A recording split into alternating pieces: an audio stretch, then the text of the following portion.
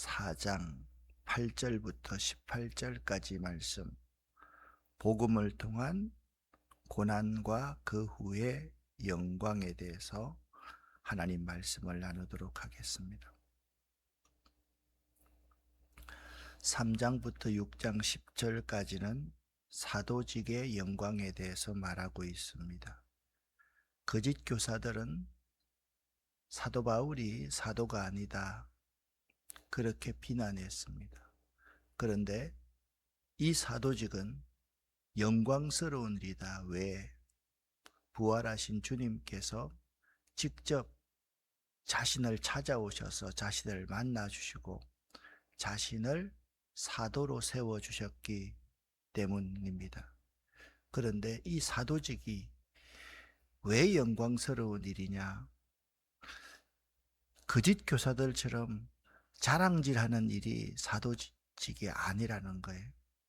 사도직을 감당하기 위해서는 반드시 고난과 박해가 따르는데 이 고난과 박해를 잘 이길 수 있는 것이 사도직이다, 그렇게 말씀하고 있습니다.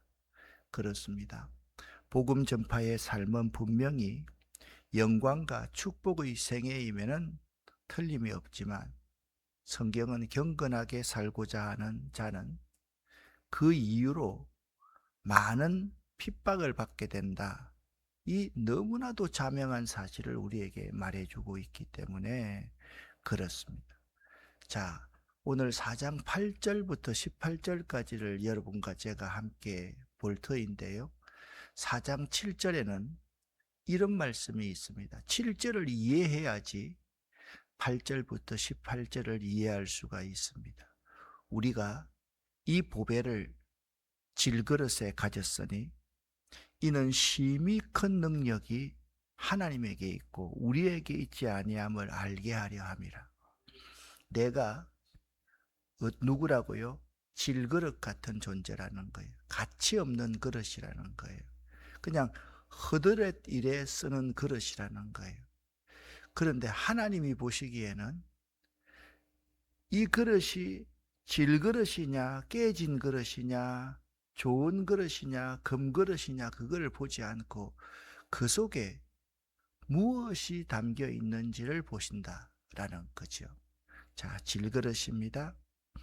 이 질그릇 속에 이 그림을 보면 이렇게 있습니다. 보배이신 예수 그리스도를 담고 있는 사람, 그 사람이 사도 바울 자신이라고 말하고 고린도 교인들이라고 말하고 그리고 여러분과 저라 그렇게 말합니다. 여러분 생각 한번 해보세요. 버리기 쉬운 그릇, 사람들이 사용하지 않는 그릇, 동물들의 밥그릇으로 사용하는 이 그릇, 이 그릇 속에 보배이신 예수 그리스도가 들어와서 진정한 구원자요 주인이 되어주시니 얼마나 감사합니까? 그 은혜를 우리가 잊을 수 있겠습니까? 그래서 4장 8절부터 이런 논리가 성립이 되는 겁니다. 믿음의 길을 걷다 보면 예기치 않은 고난과 답답함이 찾아옵니다. 사도 바울도 마찬가지였습니다. 그는 복음을 위해 살았지만 현실은 고난의 연속이었습니다. 그럼에도 그는 담대하게 선언합니다. 그러므로 우리가 낙심하지 아니하노니, 그렇게 선언합니다. 바울이 선택할 수 있는 가장 쉬운 길은 포기였습니다. 그 길을 가지 않으면 되는 것입니다. 그러나 바울은 결코 포기하지 않았습니다. 그 포기하지 않는 이유를 우리는 알기를 원합니다. 그 포기하지 않는 믿음의 비결을 알아야지 우리도 그 길을 갈 수 있기 때문에 그렇습니다. 근데 많은 사람들이 바울이 포기하는 것이다, 가지 않으면 된다, 너무 쉽게 포기하고 가지 않습니다. 여러분, 포기하고 가지 않으면 십자가의 길을 우리가 걸을 수 있을까요? 십자가를 지고 자기를 부인하고 예수를 따를 수 있을까요? 도전도 해보지 않고 포기하고 그 길을 가지 않습니다. 자꾸 사람들이 넓은 길을 가려고 합니다. 잘 닦아놓은 아스팔트 길을 가려고 합니다. 자기가 그 길을 뚫으려고 하지 않습니다. 여러분, 십자가의 길은요, 사람들이 가기 싫어하는 좁고 협착한 길임을 알아야만 합니다. 오늘 8절부터 18절까지 이 본문은 그리스도인이 겪는 실제적인 고난의 현실을 적나라하게 보여줍니다. 사도 바울은 복음을 전하며 겪은 극한 어려움을 4가지의 쌍으로 대조하여서 설명합니다. 4가지 쌍이 무엇입니까? 우리가 잘 아는 말씀입니다. 우겨쌈을 당하여도 쌓이지 아니하며, 답답한 일을 당하여도 낙심하지 아니하며, 박해를 받아도 버림받지 아니하며, 끄꾸러뜨림을 당하여도 망하지 아니하고 라고 말씀하고 있습니다.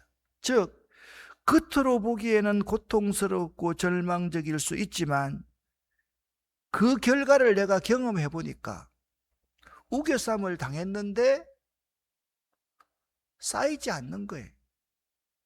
답답한 일을 당했는데 결코 낙심하지 않는 거예요. 낙심이 되지 않는 거예요. 박해를 받았는데 버림받지 아니한 거예요. 오히려 더 존귀한 자가 되는 거예요.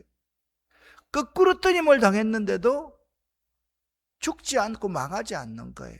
그걸 자기 자신이 복음을 전하면서 몸으로 체득했다, 그렇게 고백하고 있습니다.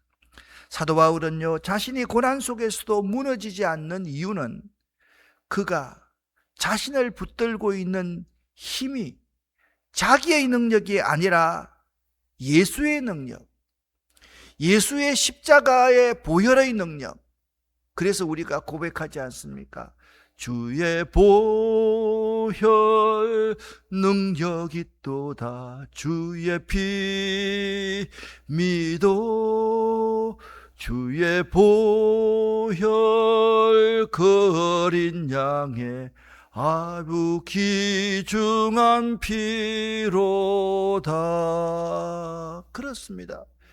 육체의 정욕을 이길 힘, 모든 것을 이길 힘은 보혈의 능력이다. 내 능력이 아니라 예수의 능력임을 그는 알았기 때문에 고난 속에서도 결코 포기하지 않고 그 길을 꿋꿋하게 갈 수 있었던 것입니다. 바울은 이 고난을 예수의 죽음을 내 몸에 짊어지는 것이라 그렇게 정의합니다. 고난은요, 예수의 생명을 드러내는 통로입니다. 예수님이요, 고난을 통해서 하나님의 생명을 드러냈고요, 그 고난을 통해서 생명을 또 다른 사람에게 전달하는 놀라운 역할을 감당했던 분이 예수님이십니다. 바울이 당한 고난은 단순한 불행이 아닙니다. 예수의 생명을 드러내는 통로였습니다. 그는 고난을 당할 때 그 고난 속에서도 예수님이 살아계심을 보여줄 수 있다면 그것 자체가 이미 영광된 것임을 믿었던 사람이었습니다. 고난은요, 우리가 그리스도와 연합하여서 그분의 십자가 고난에 동참하는 과정입니다. 이 고난의 목적은 분명합니다. 10절을 같이 한번 읽어보겠습니다. 우리가 항상 예수의 죽음을 몸에 짊어지면 예수의 생명이 또한 우리 몸에 나타나게 하려 함이라. 아멘. 우리의 연약함과 고통을 통해 오히려 우리 안에 계신 그리스도의 능력과 생명력이 더욱 강력하고 선명하게 세상에 드러나게 됩니다. 여러분, 상식적으로 생각해도 마찬가지입니다. 여러분, 고난을 당해야지요, 하나의 진주가 만들어지기 위해서 그 조개는 매우 큰 아픔을 겪어야만 합니다. 아픔을 겪지 않고 귀한 것이 날 수가 없습니다.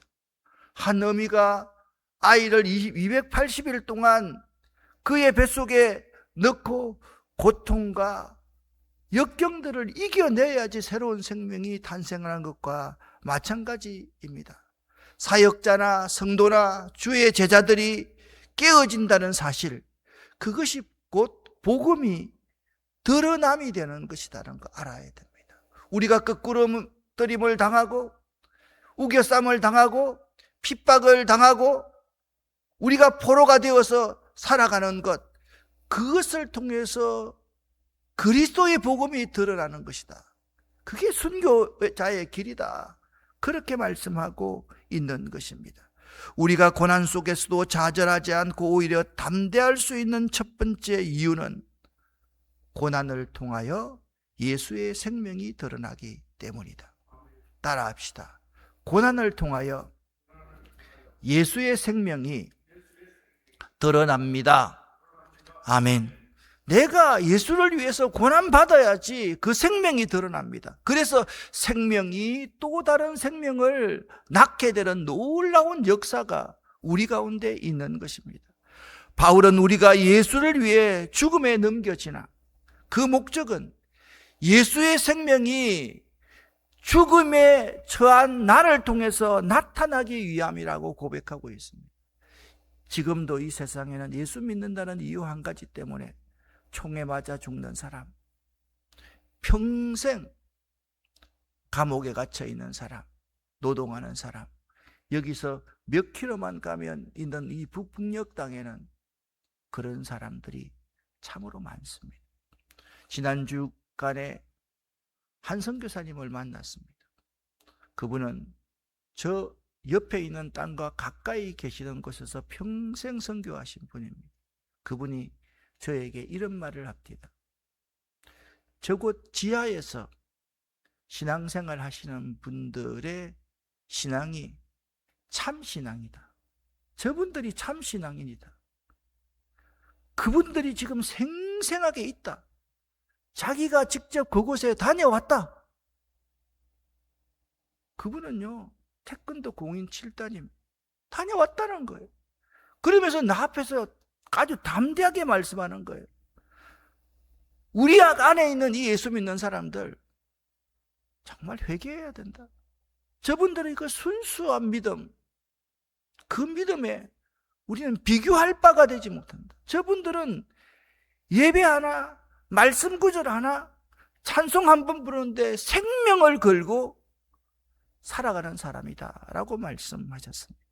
말씀을 들으면서 목사로서 참 부끄러웠습니다. 우리는 얼마나 내 일을 위해서 예수님을 팔아먹으려고 삽니까? 내 조그만 즐거움을 위해서 주일 한번 어기는 것 너무 대수롭지 않게 살아갑니다. 저 곳에 있는 사람들이 우리처럼 이렇게 자유롭게 예배를 드릴 수 있고 찬송을 부를 수 있는 사람이라면, 저들이 우리와 똑같이 믿음이 이기네, 주 예수를 믿음이 온 세상 이기네, 그렇게 찬송 부를 수 있다면, 여러분, 우리가 아무렇지 않게 찬송 부를 수 있겠습니까? 그렇습니다. 죽음은 우리 안에서 역사하고 생명은 너희 안에서 역사하느니라. 무슨 말씀입니까? 내가 죽음으로 말미암아서 너희 안에서 새로운 생명이 싹 튼다. 그래서 요한복음 12장 24절에 내가 진실로 너희에게 이르노니 하늘의 밀이 땅에 떨어져서 죽지 아니하고 썩지 아니하면 하늘 그대로 있고 죽어져야 생명이 태동한다. 그렇게 말씀하고 있습니다. 내 희생이 다른 사람의 생명이 된다는 것입니다. 기독교의 복음은 다른 것이 아닙니다. 내가 희생하고 내가 죽고 내가 낮아질 때 다른 사람에게 생명이 이식된다. 생명이 태동한다. 그게 기독교의 믿음의 삶입니다. 고난의 현실에도 불구하고 바울은 흔들리지 않고 복음을 선포합니다. 그 힘의 원동력은 부활에 대한 확실한 믿음입니다. 바울은 구약 시편 기자의 고백, 내가 믿었으므로 말하였다를 인용하며 자신도 같은 믿음으로 복음을 전한다라고 선언합니다. 믿음은 단순히 마음속으로 확신하는 것으로 끝나지 않습니다. 반드시 말과 선포로 나타나야만 합니다. 우리는 아는 것을 말해서는 안 됩니다. 믿음으로 말해야 됩니다. 아는 것을 선포하는 존재가 아닙니다. 믿음으로 선포하는 존재임을 알아야만 됩니다. 믿음은 단지 마음속의 생각이 아닙니다. 그냥 머뭇머뭇하는 것이 아닙니다. 속으로 담고 있는 것이 아닙니다. 믿기에 말하고 믿기에 행동하고 믿기에 걸어가는 것입니다. 다시 한번 말씀을 드립니다. 믿기에 확신을 가지고 말할 수 있습니다. 믿기에 확신을 가지고 행동할 수 있는 것입니다. 믿기에 좁은 길이라도 다른 사람이 가지 않는 그 길이라 할지라도 십자가를 지고 걸어갈 수 있는 것입니다. 고난이 심할수록 우리는 더욱 분명하게 예수가 그리스도임을 증언해야만 합니다. 예수가 그리스도임을 증언한다는 것이 무엇입니까? 예수님이 나의 구원자인 동시에 나의 주인입니다. 예수님이 당신의 구원자인 동시에 당신의 주인이 되어야만 합니다. 그것을 전하는 것입니다. 고난이 심할수록 인간적인 말을 하는 것이 아니라 믿음으로 말해야만 합니다. 그렇게 하여야 실수하지 않고 실패하지 않습니다. 많은 실패한 사람들의 공통점입니다. 무엇입니까? 그 고난의 때에 믿음의 말을 하지 않기에 시험에 드는 것입니다. 여러분, 고난을 받으면요, 자꾸 믿음 없는 사람은 불평합니다. 하나님께 따진다고 이야기합니다. 왜 나만 이러냐고 이야기합니다. 여러분 기억하십시오. 고난의 때일수록 믿음의 말을, 믿는 것을 말해야 시험에 들지 않습니다. 할렐루야. 그게 우리의 삶의 원리여야만 합니다. 믿음의 사람은 영원한 미래를 보는 시각을 갖습니다. 이 선포의 근거는 미래에 대한 확신, 즉 예수 그리스도의 부활입니다. 예수님이 부활의 첫 열매가 되셨으니 나도 죽어도 다시 살 수 있다. 부활 신앙을 갖는 것입니다. 주 예수를 다시 살리신 이가 예수와 함께 우리도 나도 다시 살리사 너희와 함께 그 앞에 서게 하실 줄 아노라. 사도 바울은 오늘 14절에서 이렇게 고백하고 있습니다. 여러분, 이 구절이 얼마나 대단한 구절입니까? 자, 지금 박해 가운데 죽음이 자기 앞에 있습니다. 예수 안 믿는 한마디만 하면 살려주겠어. 그때 그들이 오늘 고린도후서 4장 14절 말씀을 암송하는 거죠. 주 예수를 살리신 그 하나님께서 예수와 함께 나도 다시 살리사 너희와 함께, 너희들도 나보고 예수를 믿으라는 거예요. 내가 죽음으로 말미암아서 예수의 생명이 드러나는데 그 예수의 생명, 그 생명을 믿으면 너희와 함께 하나님의 보좌 앞에 설 줄 아노라.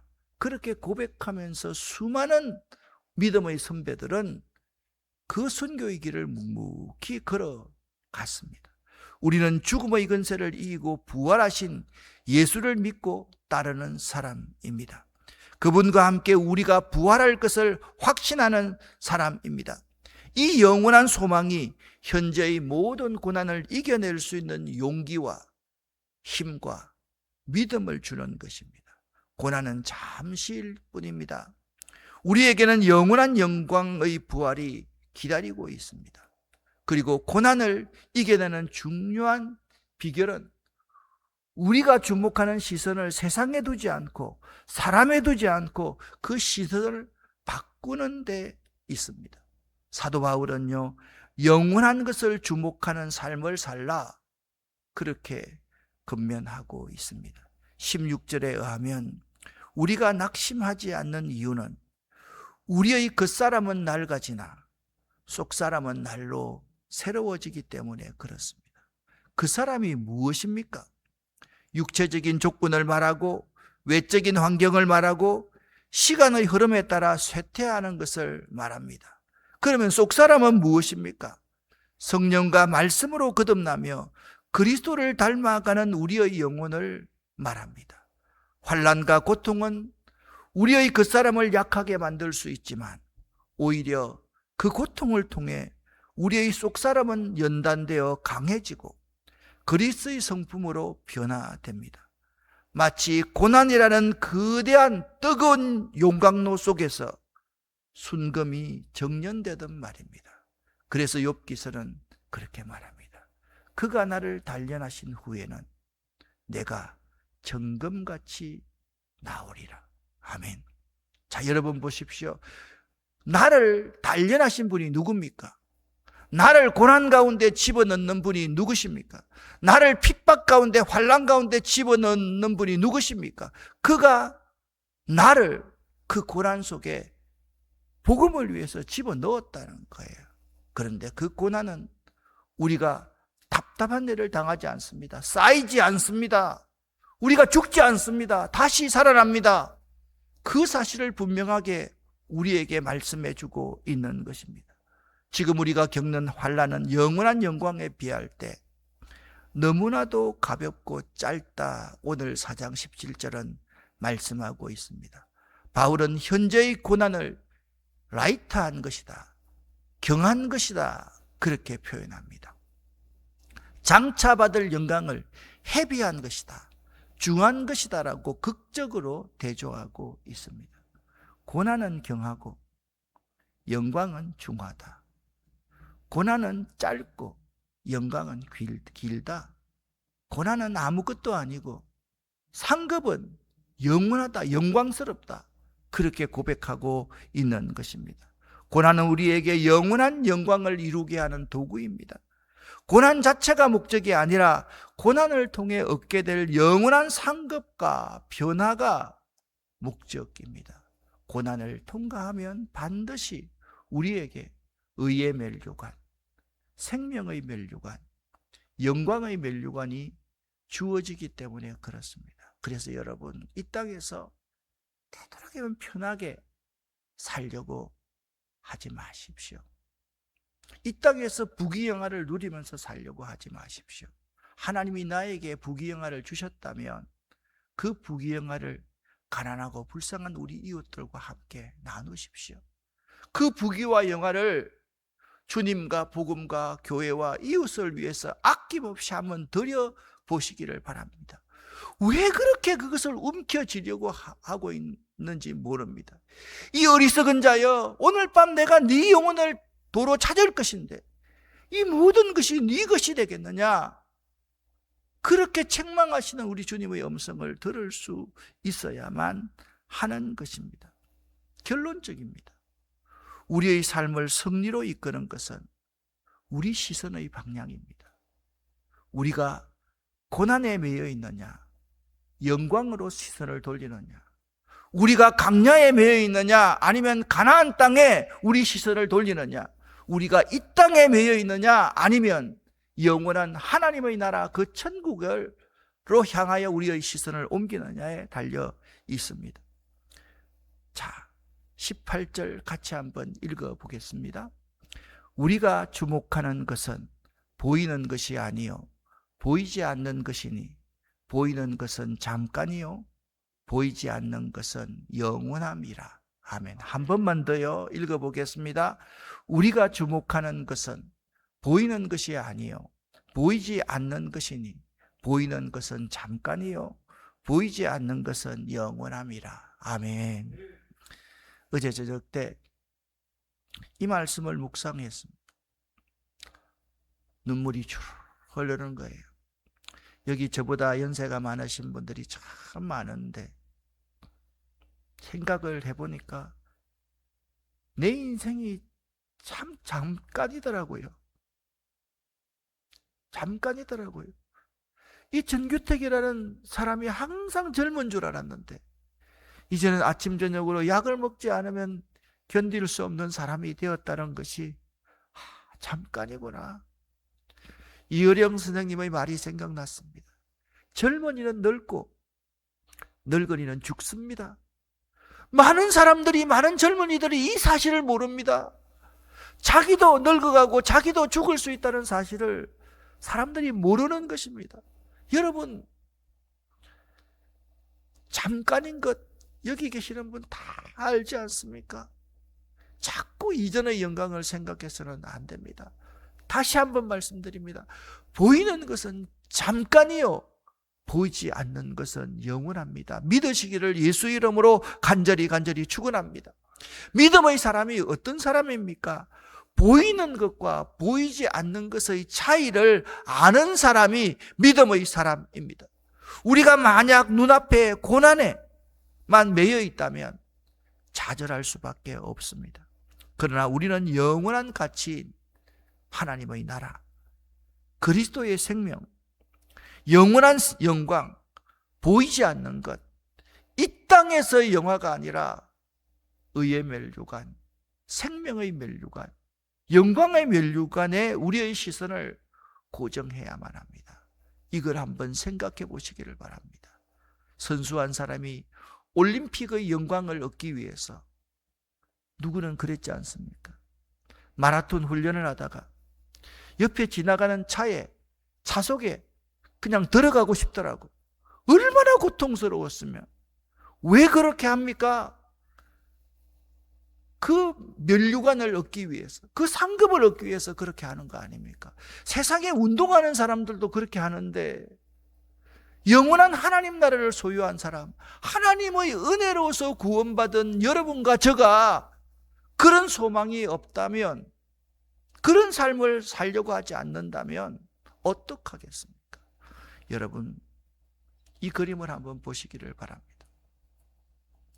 보이지 않는 것을 믿는 믿음, 이것이 여러분과 저의 믿음이 되시기를 예수 이름으로 간절히 축원합니다. 기도하겠습니다.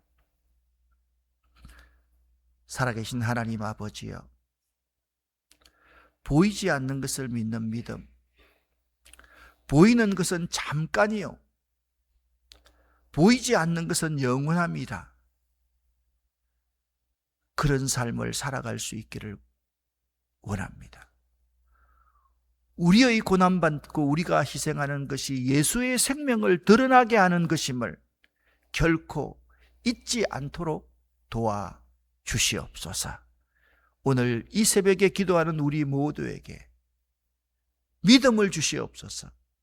보이는 것과 보이지 않는 것의 차이가 얼마나 엄청난지를 깨달아 알 수 있는 저희들 될 수 있도록 도와주시옵소서.